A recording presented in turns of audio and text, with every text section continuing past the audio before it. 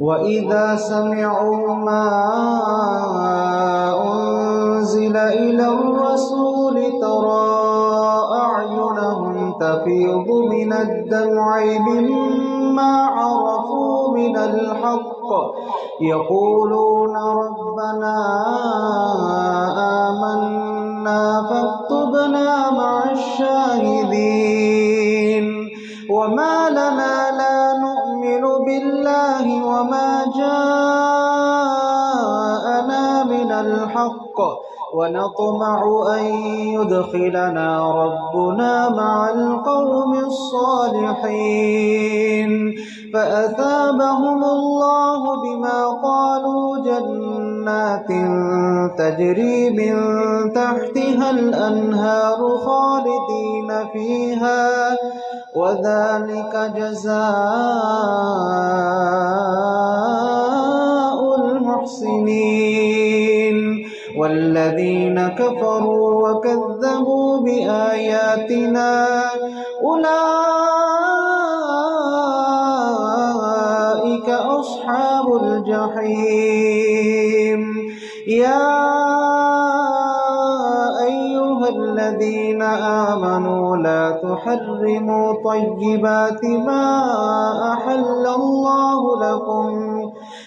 تحرموا طيبات ما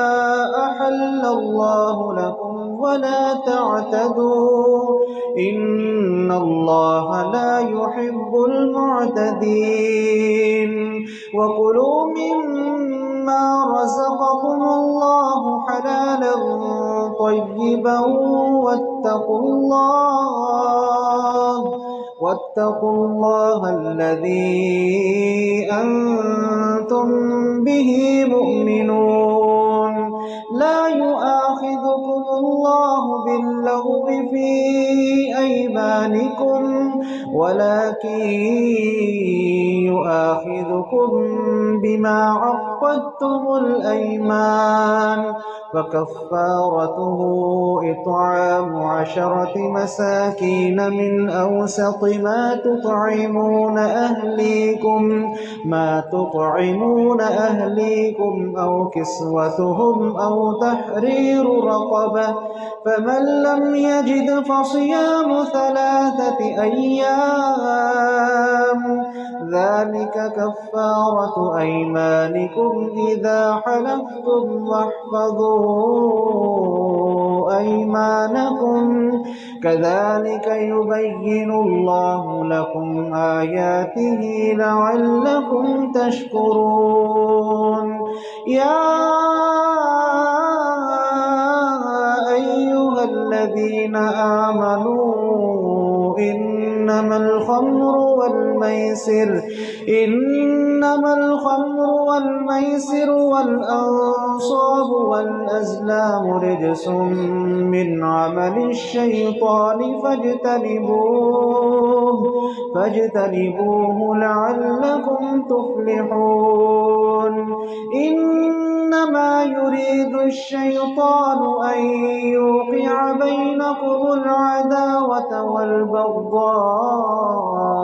في الخمر والميسر ويصدكم عن ذكر الله وعن الصلاة فهل أنتم منتهون وأطيعوا الله وأطيعوا الرسول واحذروا فإن توليتم فاعلموا أنما على رسولنا البلاغ المبين ليس على الذين آمنوا وعملوا الصالحات جناح فيما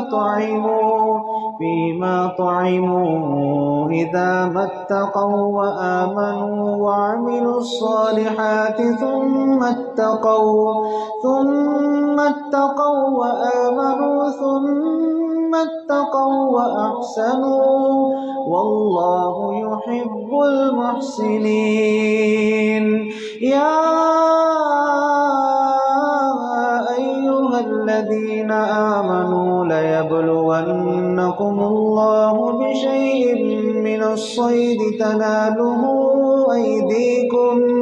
تناله أيديكم ورماحكم ليعلم الله من يخافه بالغيب فمن اعتدى بعد ذلك فله عذاب أليم يا أيها الذين آمنوا لا تقتلوا الصيد وأنتم حرم ومن قتله منكم متعمدا فجزاء مثل ما قتل من النعم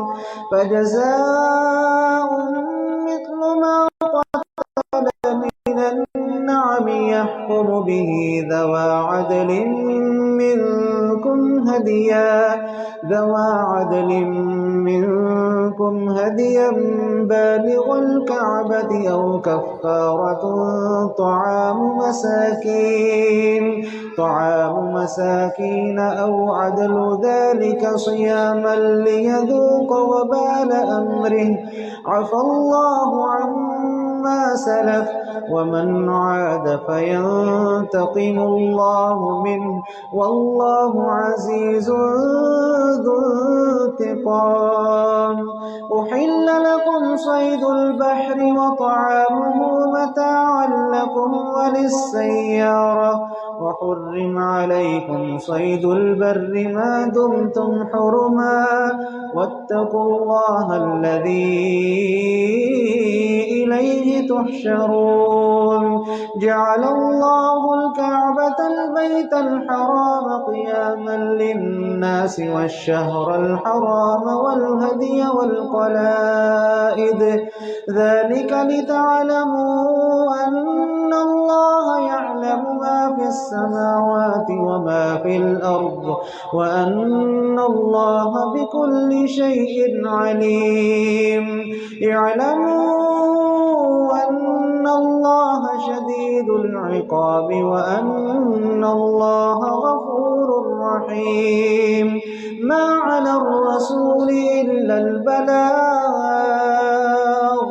والله يعلم ما تبدون وما تكتمون قل لا يستوي الخبيث والطيب ولو أعجبك كثرة الخبيث فاتقوا الله يا أولي الألباب لعلكم تفلحون يا أيها الذين آمنوا لا تسألوا عن أشياء إن تبد لكم تسؤكم وإن تسألوا عنها حين ينزل القرآن تبد لكم عفى الله عنها والله غفور حليم قد سألها قوم من قبلكم ثم أصبحوا بها كافرين ما جعل الله من بحيرة ولا سائبة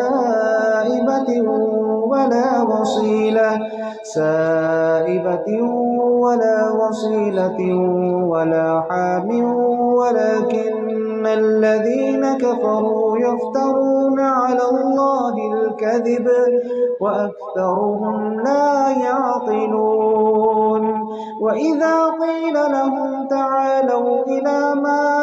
أنزل الله وإلى الرسول قالوا حسبنا ما وجدنا عليه آباءنا أولو كان آباؤهم لا يعلمون شيئا ولا يهتدون يا أيها الذين آمنوا عليكم أنفسكم لا يضركم من ضل إذا اهتديتم إلى الله مرجعكم جميعا فينبئكم بما كنتم تعملون يا أيها الذين آمنوا شهادة بينكم إذا حضر أحدكم الموت حين الوصية اثنان ذوى عدل منكم أو آخران من غيركم إن أنتم ضربتم في الأرض فأصابتكم مصيبة الموت تحبسونهما من بعد الصلاة فيقسمان بالله إن ارتبتم لا نشتري به ثمنا ولو كان ذا قربى ولا نكتم شهادة الله إنا إذا لمن الآثمين فإن عثر على أنهما استحقا إثما فآخران يقومان مقامهما من الذين استحق عليهم الأوليان فيقسمان بالله لشهادتنا أحق من شهادتهما وما اعتدينا إنا إذا لمن الظالمين ذلك أدنى أن يأتوا بالشهادة على وجهها أو يخافوا أن ترد أيمان بعد أيمانهم واتقوا الله واسمعوا والله لا يهدي القوم الفاسقين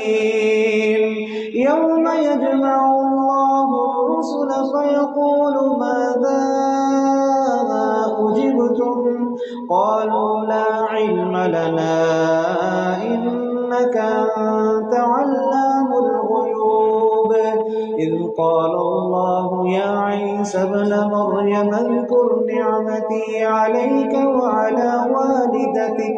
إذ أيدتك بروح القدس تكلم الناس في المهد وكهلا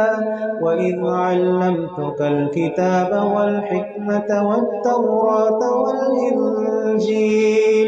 وإذ تخلق من الطين كهيئة الطير بإذني فتنفخ فيها فتكون طيرا بإذني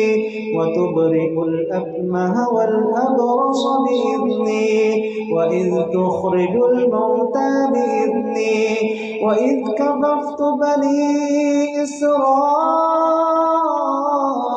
عنك إذ جئتهم بالبينات فقال الذين كفروا منهم إن هذا إلا سحر مبين وإذ أوحيت إلى الحواريين أن آمنوا بي وبرسولي قالوا آمنا واشهد بأننا مسلمون إذ قال الحواريون يا عيسى ابن مريم هل يستطيع ربك أن ينزل علينا مائدة من السماء قال اتقوا الله إن كنتم مؤمنين قالوا نريد أن نأكل منها وتطمئن قلوبنا ونعلم أن قد صدقتنا ونكون عليها من الشاهدين قال عيسى ابن مريم اللهم ربنا أنزل علينا مائدة من السماء تكون لنا عيدا ليولنا وآخرنا وآية منك وارزقنا وأنت خير الرازقين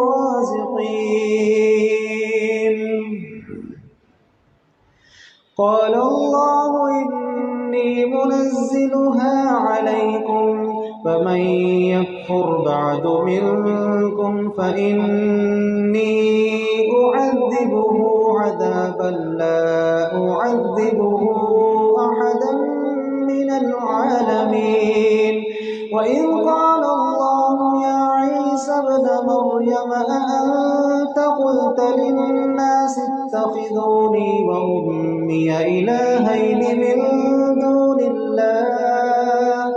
قال سبحانك ما يكون لي أن أقول ما ليس لي بحق إن كنت قلته فقد علمته تعلم ما في نفسي ولا أعلم ما في نفسك إنك أنت علام الغيوب. ما قلت لهم إلا ما أمرتني به أن اعبدوا الله ربي وربكم وكنت عليهم شهيدا ما دمت فيهم فلما توفيتني كنت أنت الرقيب عليهم وأنت على كل شيء شهيد. إن تعذبهم فإنهم عبادك وإن تغفر لهم فإنك أنت العزيز الحكيم. قال الله هذا يوم ينفع الصادقين صدقهم لهم جنات تجري من تحتها الأنهار خالدين فيها أبدا رضي الله عنهم ورضوا عنه ذلك الفوز العظيم. لله ملك السماوات والأرض وما فيهن وهو على كل شيء قدير.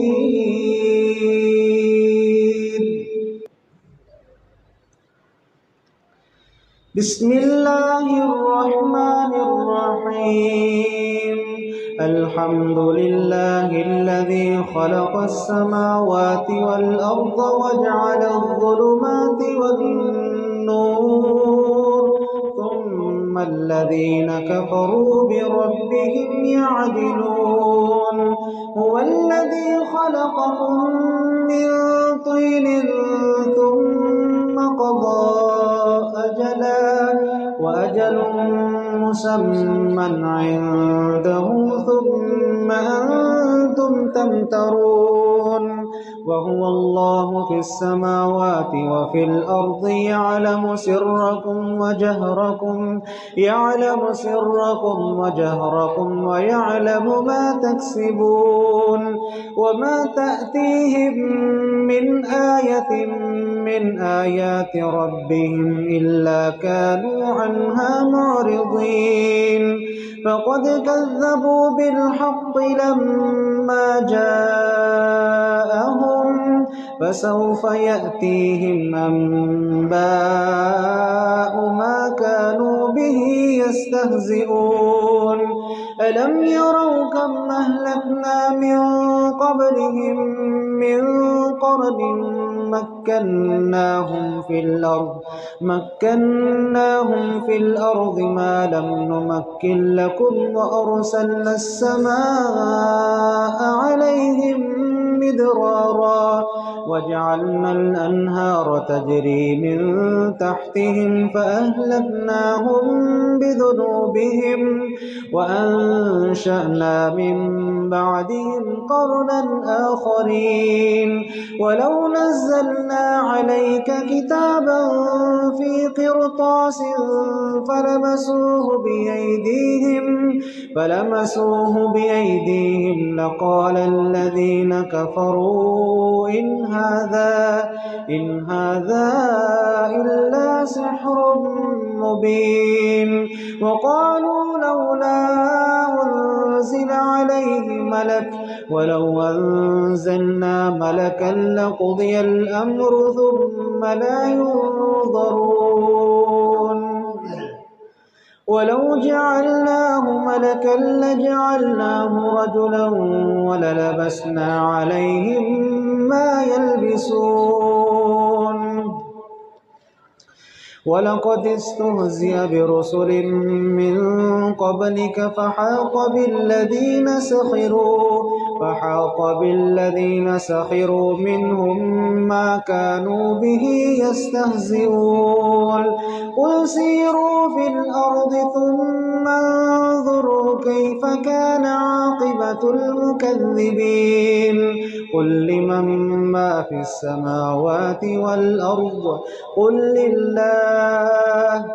كتب على نفسه الرحمة ليجمعنكم إلى يوم القيامة لا ريب فيه الذين خسروا أنفسهم فهم لا يؤمنون وله ما سكن في الليل والنهار وهو السميع العليم قل أغير الله أتخذ وليا فاطر السماوات والأرض وهو يطعم ولا يطعم قل إني أمرت أن أكون أول من أسلم ولا تكونن من المشركين قل إني أخاف إن عصيت ربي عذاب يوم عظيم من يصرف عنه يومئذ فقد رحمه وذلك الفوز المبين وإن يمسسك الله بضر فلا كاشف له إلا هو وإن يمسسك بخير فهو على كل شيء قدير وهو القاهر فوق عباده وهو الحكيم الخبير قل أي شيء أكبر شهادة قل الله شهيد بيني وبينكم وأوحي إلي هذا القرآن لأنذركم به ومن بلغ أئنكم لتشهدون أن مع الله آلهة أخرى قل لا أشهد قل إنما هو إله واحد وإنني بريء مما تشركون الذين آتيناهم الكتاب يعرفونه كما يعرفون أبناءهم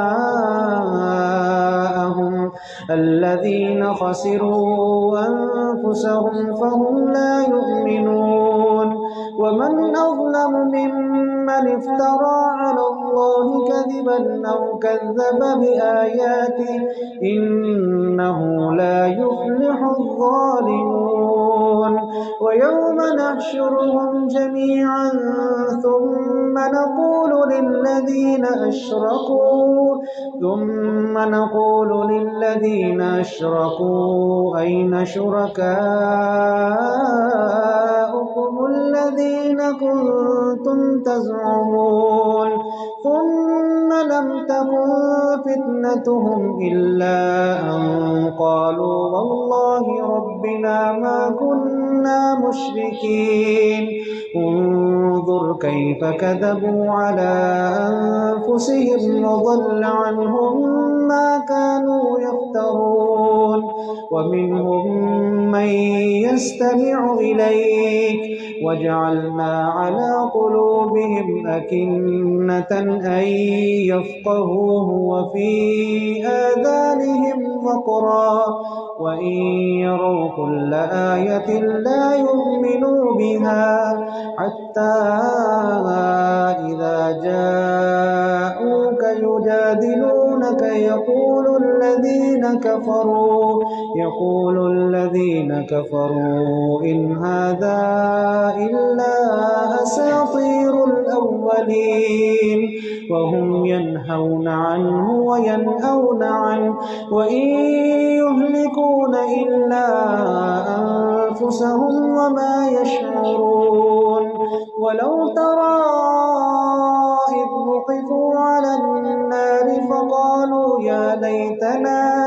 يا ليتنا نرد ولا نكذب بآيات ربنا ونكون من المؤمنين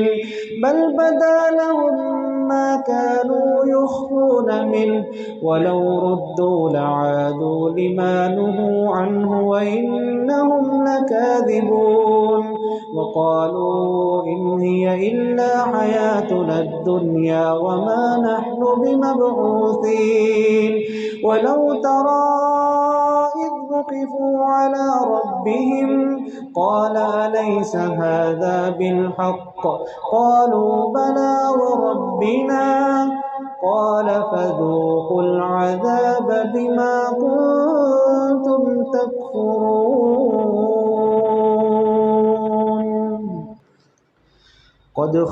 قد خسر الذين كذبوا بلقاء الله حتى إذا جاءتهم الساعة بغتة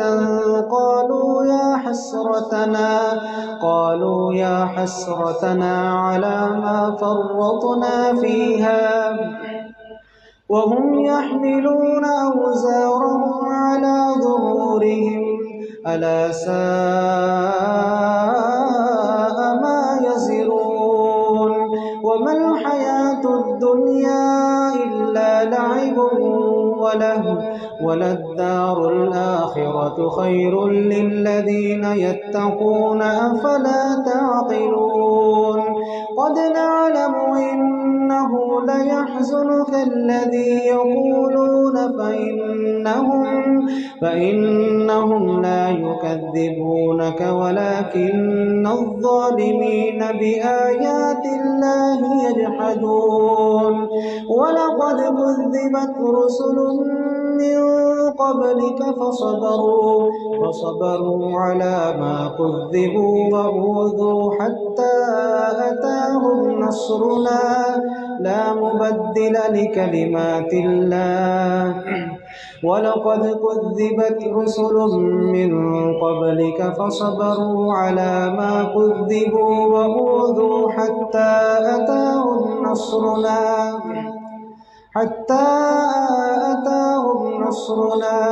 لا مبدل لكلمات الله ولقد جاءك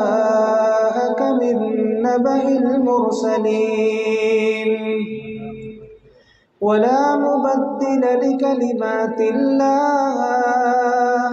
ولقد جاءك من نبأ المرسلين وإن كان كبر عليك إعراضهم فإن استطعت أن تبتغي نفقا في الأرض أو سلما في السماء فتأتيهم بآية ولو شاء الله لجمعهم على الهدى فلا تكونن من الجاهلين إنما يستجيب الذين يسمعون والموتى يبعثهم الله ثم إليه يرجعون وقالوا لولا نزل عليه آية من ربه قل إن الله قادر على أن ينزل آية ولكن أكثرهم لا يعلمون وما من دابة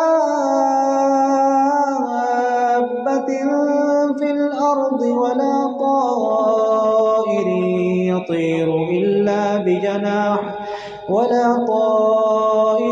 يطير بجناحيه إلا أمم أمثالكم ما فرطنا في الكتاب من شيء ثم إلى ربهم يحشرون والذين كذبوا بآياتنا صم وبكم في الظلمات من يشاء الله يضلله ومن يشاء يجعله على صراط مستقيم قل أرأيتكم إن أتاكم عذاب الله أو أتتكم الساعة وغير الله تدعون إن كنتم صادقين بل إياه تدعون فيكشف ما تدعون إليه إن شاء وتنسون ما تشركون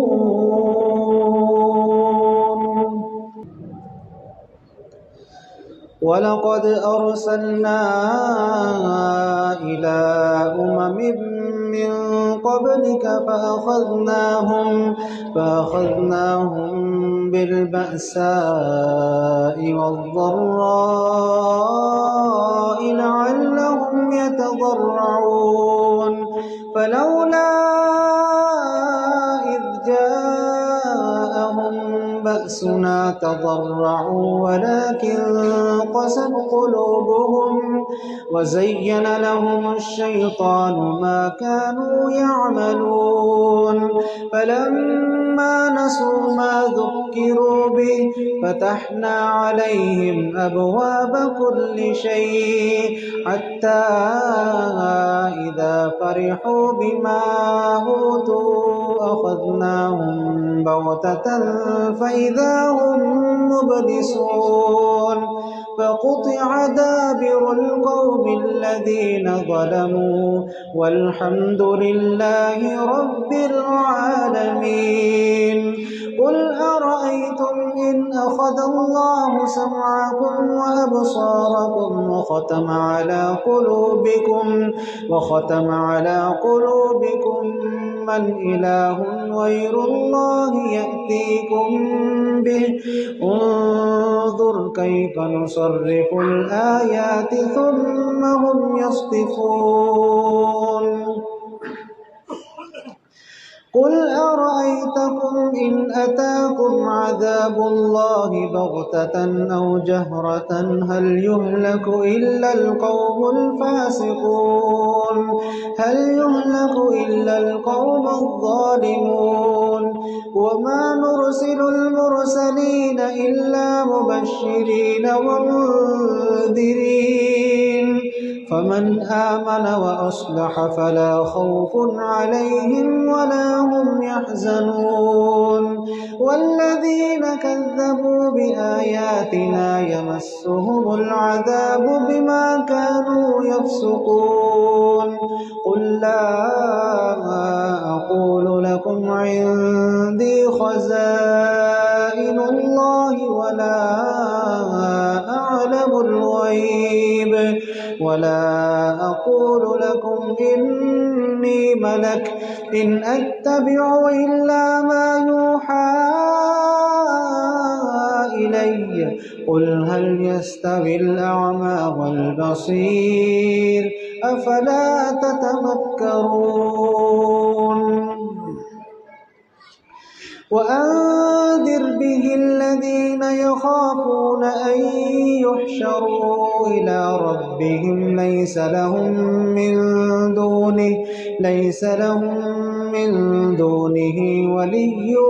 ولا شفيع لعلهم يتقون ولا تطرد الذين يدعون ربهم بالغداة والعشي يريدون وجهه ما عليك من حسابهم من شيء وما من حسابك عليهم من شيء فتطردهم فتكون من الظالمين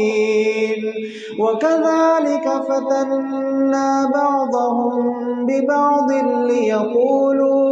ليقولوا أهؤلاء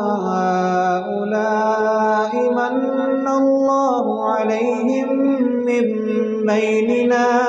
أليس الله بأعلم بالشاكرين وإذا جاءك الذين يؤمنون بآياتنا فقل سلام عليكم كتب ربكم على نفسه الرحمة أنه من عمل منكم سوءا بجهالة ثم تاب من بعده وأصلح فأنه غفور رحيم وكذلك نفصل الآيات ولتستبين سبيل المجرمين قل إني نهيت أن أعبد الذين تدعون من دون الله قل لا أتبع أهواءكم قد ضللت إذا وما أنا من المهتدين قل إني على بينة من ربي وكذبتم به ما عندي ما تستعجلون به إن الحكم إلا لله يقص الحق وهو خير الفاصلين قل لو أن عندي ما تستعجلون به لقضي الأمر بيني وبينكم والله عليم بالظالمين والله أعلم بالظالمين وعنده مفاتح الغيب لا يعلمها إلا هو ويعلم ما في البر والبحر وما تسقط من ورقة إلا يعلمها ولا حبة في ظلمات الأرض ولا رطب ولا يابس إلا في كتاب مبين وهو الذي يتوفاكم بالليل ويعلم ما جرحتم بالنهار ثم يبعثكم فيه ليقضى أجل مسمى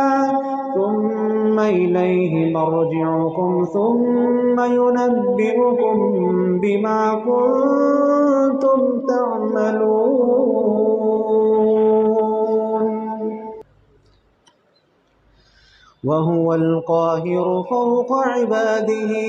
وهو القاهر فوق عباده ويرسل عليكم حفظة حتى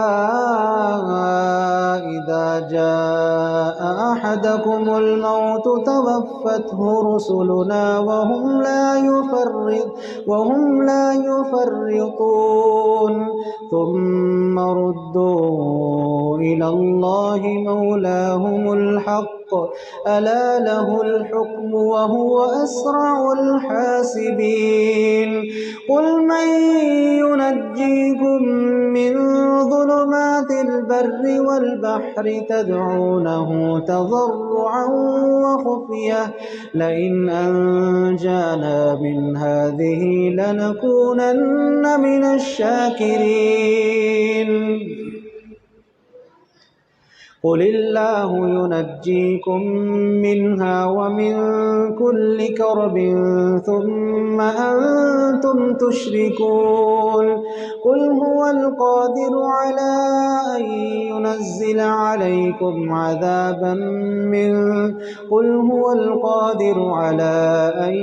يبعث عليكم عذابا من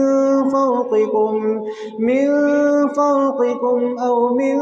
تحت أرجلكم أو يلبسكم شيعا ويذيق بعضكم بأس بعض انظر كيف نصرف الآيات ثم هم يصدفون انظر كيف نصرف الآيات لعلهم يفقهون وكذب به قومك وهو الحق قل لست عليكم بوكيل لكل نبأ مستقر وسوف تعلمون وإذا رأيت الذين يخوضون في آياتنا حتى يخوضوا وإذا رأيت الذين يخوضون في آياتنا فأعرض عنهم حتى يخوضوا في حديث غيره وإما ينسينك الشيطان فلا تقعد بعد الذكرى مع القوم الظالمين وما على الذين يتقون من حسابهم من شيء وما من حسابك عليهم من شيء وما على الذين يتقون من حسابهم من شيء ولكن ذكرى لعلهم يتقون ولا تطرد الذين يدعون ربهم بالغداة وما على الذين يتقون من حسابهم من شيء ولكن ذكرى لعلهم يتقون وذر الذين اتخذوا دينهم لعبا ولهوا وغرتهم الحياة الدنيا وذكر به أن تبسل نفس بما كسبت ليس لها من دون الله ولي ولا شفيع وإن تعدل كل عدل لا يؤخذ منها أولئك الذين أبسلوا بما كسبوا لهم شراب من حميم وعذاب أليم بما كانوا يكفرون قل أندعو من دون الله ما لا ينفعنا ولا يضرنا ونرد على أعقابنا بعد إذ هدانا الله كالذي استهوته الشياطين في الأرض حيران له أصحاب يدعونه إلى الهدى ائتنا قل إن هدى الله هو الهدى وأمرنا لنسلم لرب العالمين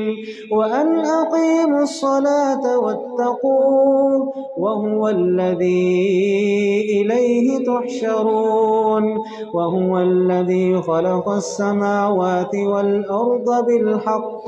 ويوم يقول كن فيكون قوله الحق وله الملك يوم ينفخ في الصور عالم الغيب والشهادة وهو الحكيم الخبير وإذ قال إبراهيم لأبيه آزر أتتخذ أصناما آلهة إني أراك وقومك في ضلال مبين وكذلك نري إبراهيم ملكوت السماوات والأرض وليكون من الموقنين فلما جن عليه الليل رأى كوكبا قال هذا ربي فلما أفل قال لا أحب الآفلين فلما رأى القمر بازغا قال هذا ربي فلما أفل قال لئن لم يهدني ربي لأكونن من القوم الضالين فلما رأى الشمس بازغة قال هذا ربي هذا أكبر فلما أفلت قال يا قوم إني بريء مما تشركون إني وجهت وجهي للذي فطر السماوات والأرض حنيفا وما أنا من المشركين وحاجه قومه قال أتحاجوني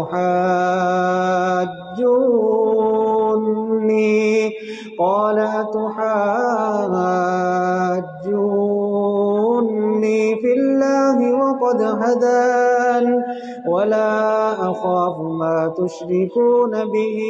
إلا أن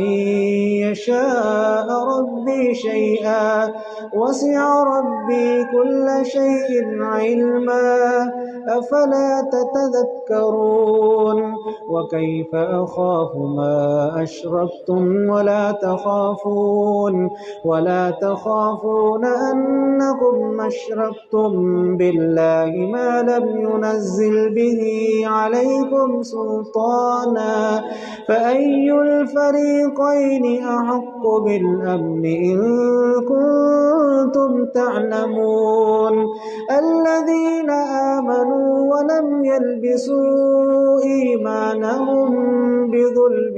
أولئك لهم الأمن وهم مهتدون وتلك حجتنا آتيناها إبراهيم على قومه نرفع درجات من نشاء إن ربك حكيم عليم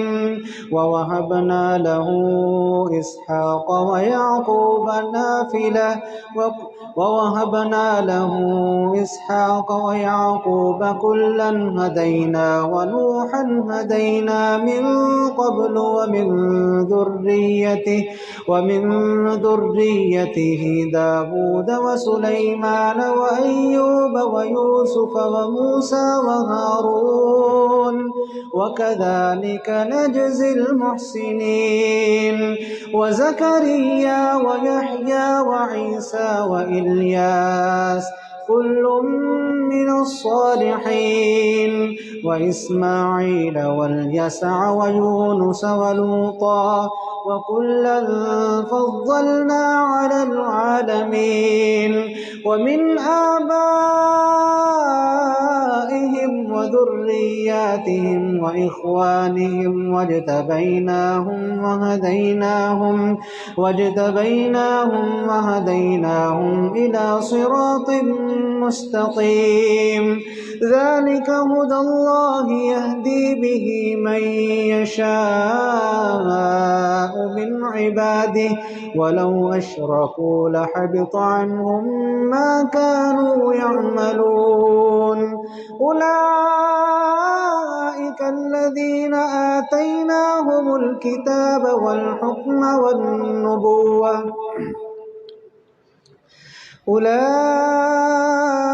الذين آتيناهم الكتاب والحكم والنبوة فإن يكفر بها هؤلاء فقد وكلنا بها قوما ليسوا بها بكافرين أولئك الذين هدى الله فبهداه مقتده قل لا أسألكم عليه أجرا إن هو إلا ذكرى للعالمين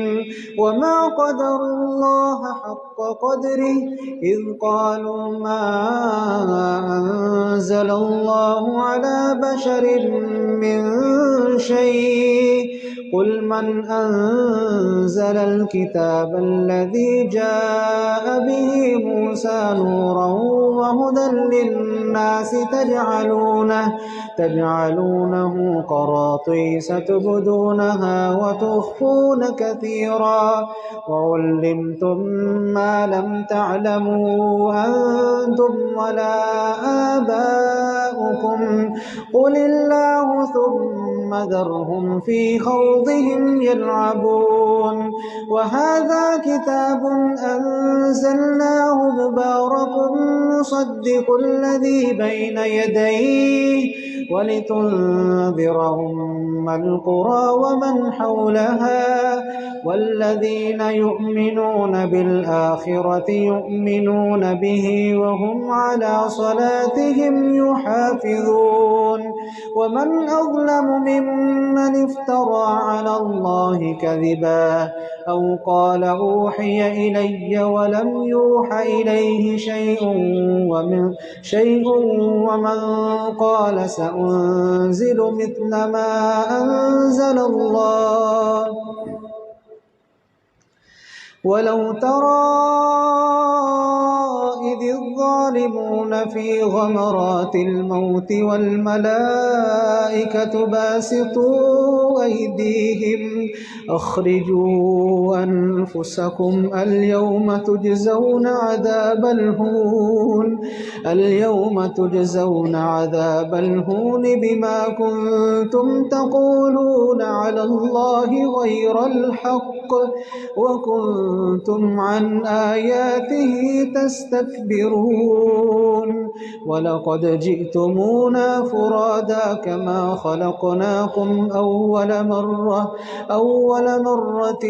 وتركتم ما خولناكم وراء ظهوركم وما نرى معكم شفعاءكم الذين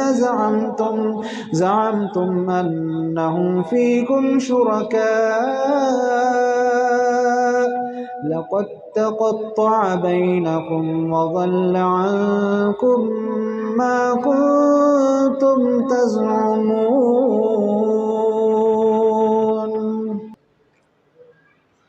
إن الله فالق الحب والنوى يخرج الحي من الميت ومخرج الميت من الحي ذلكم الله فأنى تؤفكون فالق الإصباح وجعل الليل سكنا والشمس والقمر حسبانا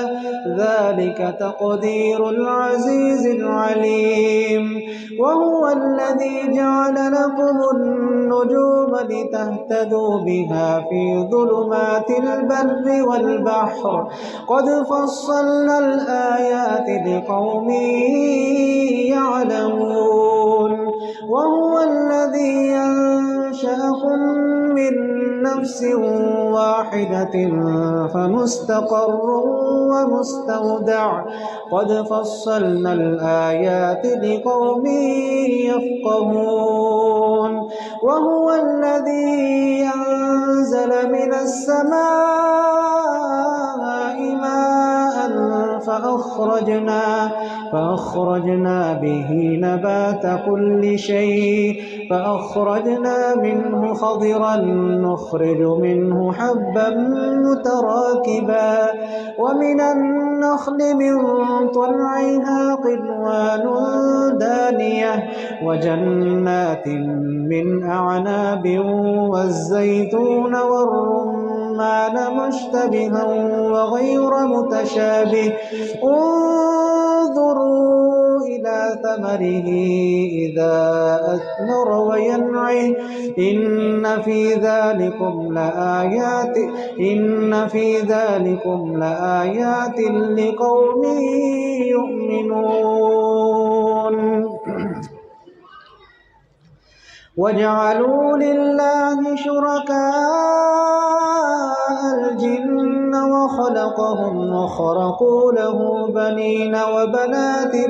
بغير علم سبحانه وتعالى عما يصفون بديع السماوات والأرض أنى يكون له ولد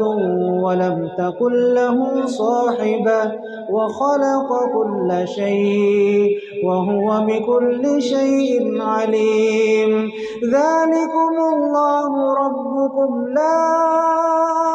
إله إلا هو كل شيء خالق كل شيء فاعبدوه وهو على كل شيء وكيل لا تدركه الأبصار وهو يدرك الأبصار وهو اللطيف الخبير قد جاءكم بصائر من ربكم فمن أبصر فلنفسه ومن عمي فعليها وما أنا عليكم بحفيظ وكذلك نصرف الآيات وليقولوا درست ولنبينه لقوم يعلمون اتبع ما أوحي إليك من ربك لا إله إلا هو وأعرض عن المشركين ولو شاء الله ما أشركنا ولو شاء الله ما أشركنا ولا آباؤنا ولو شاء الله ما جعلناك عليهم حفيظا ولو شاء الله ما أشركوا وما جعلناك عليهم حفيظا وما أنا عليكم بحفيظ وما أنت عليهم بحفيظ وكذلك وما أنت عليهم بحفيظ وما أنت عليهم بوكيل ولا تسبوا الذين يدعون من دون الله فيسبوا الله عدوا بغير علم كذلك زينا لكل أمة عملهم ثم إلى ربهم مرجعهم فينبئهم بما كانوا يعملون وأقسموا بالله جهد أيمانهم لئن جاءتهم آية ليؤمنن بها قل إنما الآيات عند الله وما يشعركم أنها إذا جاءت لا يؤمنون